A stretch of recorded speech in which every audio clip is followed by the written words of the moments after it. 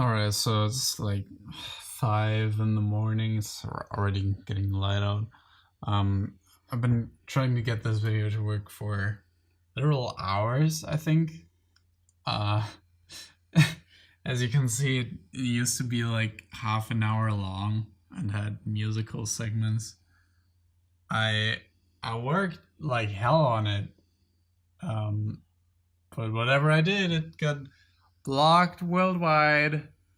So I guess this is lost media now because I have no way of properly uploading this. So instead I just made a condensed version.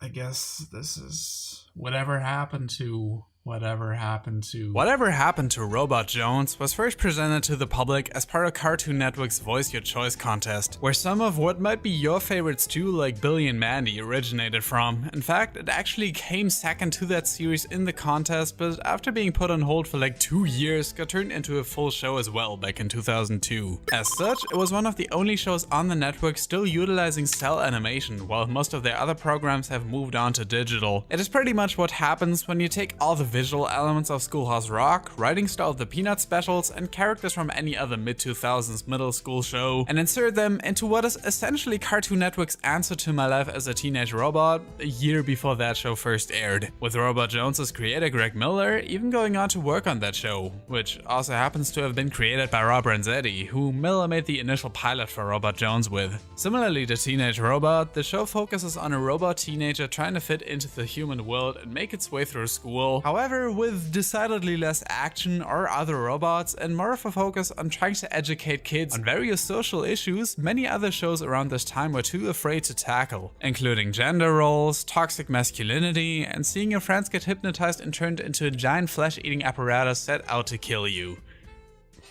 Mr. Rogers would be proud. In that, an ongoing theme has been acceptance, perceiving others as and treating them equal to the way you would want to be treated, and who better to personify that than a mechanical metaphor for minorities, which makes it kinda weird how they gave him the name Robot. Minority Jones just doesn't roll off the tongue that well. This video is brought to you by Honey. Let me ask you a question. How much do you think you're wasting on online purchases thanks to not being aware of how much you can save on them? That's right, way too much.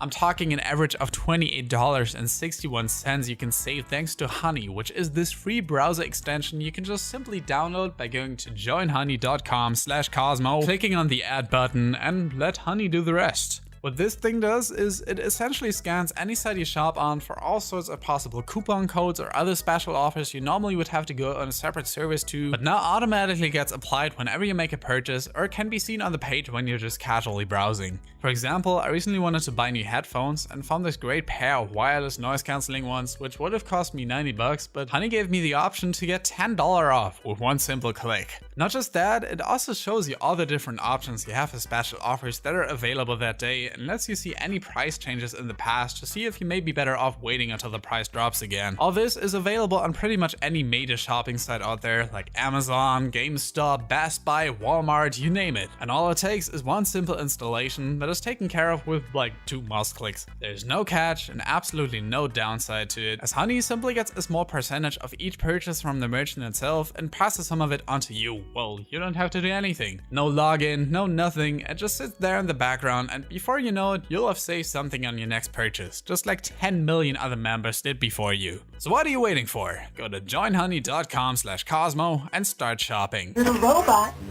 come down and have some breakfast. No time, long unit. I am going to be late for school. In a somewhat ingenious move in creating a character as omnivorous as possible, they gave Robot Jones an authentic, robotic text-to-speech voice that seems to have been a real pain to deal with, as they had to speed up and slow down a ton of segments to make it flow better, but still conveyed enough emotion to make this a really likable character, so naturally, the execs hated it. He was later replaced by Bobby Block, acclaimed voice actor and entrepreneur, world-renowned for his portrayals of Loogies the Gnome, Boy at Party, and Naked 9-year-old. You know, maybe we should make this about whatever happened to Bobby Block. That's what I've become curious about. Apparently, Cartoon Network was so happy with Block's line delivery that they decided to voice over the entirety of season 1 as well, making those episodes' original dub extremely hard to come by.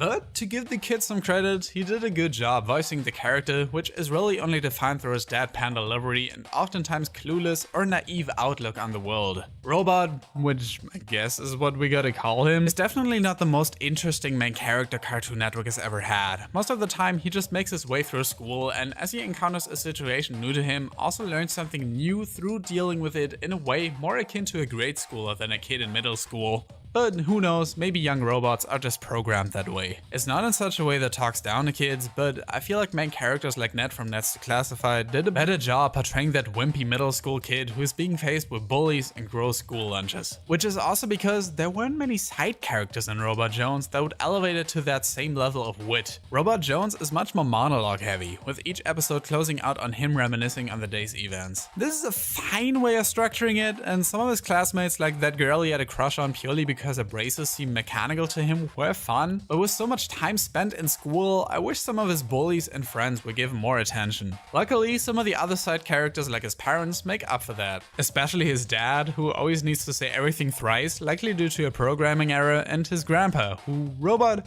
has no issue with just straight up killing off at a moment's notice. Also, his teacher's just straight up Hitler, and we kind of got to talk about that. It's not just something we can just brush over. Like, how does some depiction of Hitler make it into every show I talk about? I think it's also the aesthetic that makes the show really interesting. Every single shot seems like a fan of the show made a remake of it on a budget while still pouring all his heart into it. The lack of consistency on the character models and backgrounds, which are all so crooked looking, add onto the innocent, almost PBS Kids type vibe, if that makes sense. It really seems more suited on that channel, at least in terms of the art style, just like another short-lived series on Cartoon Network called Robotomy, which first aired in 2010. Maybe it's just something about robots that I feel translates well to this animation style, but I can also see why some may have been turned off by it, as it definitely looks like a show aimed at a much younger audience than their other shows at the time, like Samurai Jack and Time Squad. Jesus Christ, another robot on another short-lived series.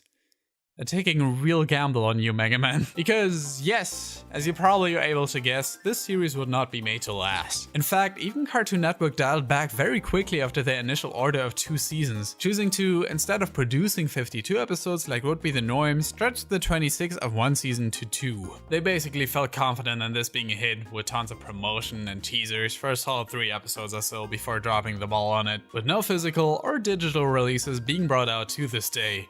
Despite that, Robot Jones has definitely made his cultural mark, with fan art of the main character popping up on all sorts of random places, and in this golden age of meme culture we find ourselves in, I don't think there's a single more memeable phrase than this show's title. It even made a short appearance on OKKO's crossover Nexus, and heck, even this video was a request by one of my patrons. There I am, Gary, there I am! While definitely not the most memorable show in my opinion, it had a certain charm to it, and times like Robot Jones trying to seduce the school's test answering machine shall forever be lodged into my brain.